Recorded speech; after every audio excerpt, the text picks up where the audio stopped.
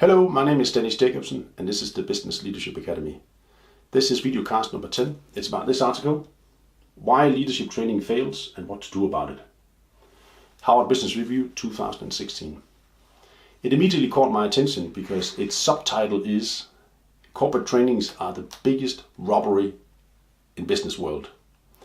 It goes to explain that $160 billion is spent annually in the US on trainings, and we get more failures than we get successes.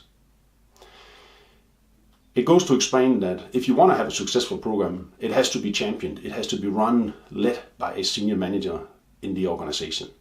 Someone who actually embraces it, puts it under their wings and helps, supports, listen in, make sure things are working, build systems to make sure that we gain the learnings and we also reward when people are changing. I think we all kind of knew that. So there are many ways how this can actually fall off the wagon. One of the troubles is that the way we look at people and the way we look at learning. So there is a tendency to think that organizations are built around individuals and it all sums up to one.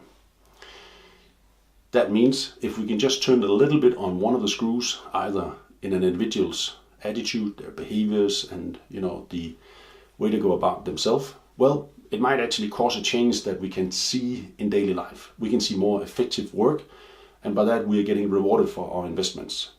The trouble is that people have a power of habits, which basically means that if they come home and they don't see themselves feeling rewarded or supported for what they've just learned and what they've done, they will fall back into the old habits. So the second part is, of course, organizations is about a system. We got processes, we got reward systems, we got, in this case, training system that has to work together in order to capture what we learn and by virtue of that actually bring people from A to B. Now, the reason why it doesn't work is that a lot of times the same people who actually approve the systems, in this case senior management, they're actually working against it. So that decision making, the behaviors are not in consistency, in synchronization with actually what is taught, what is learned. So we say that we want to develop people, but we don't do the follow-up. We say that we want to see changes, but we actually, so to speak, appraise the wrong behaviors when it comes to it. A lot of these things I think is kind of known. The trouble is just that there is a lot of money to be saved when you do it right. I have a little bit of input on this one, because I have just launched my own program called Welcome to Leadership.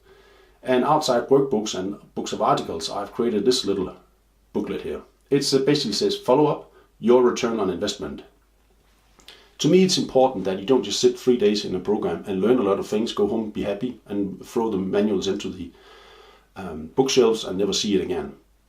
I want a collaboration between your boss and you to make sure that everything you learn is captured.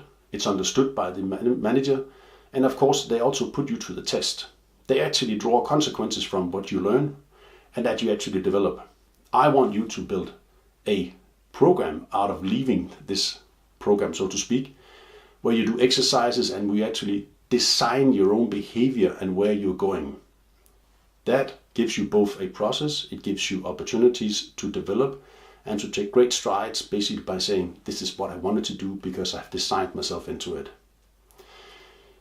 To companies, I say, listen, you can get a lot of people in and make marketing for their programs, but you're wasting your money if you don't make sure that there is a very significant and tough follow-up on what is being learned.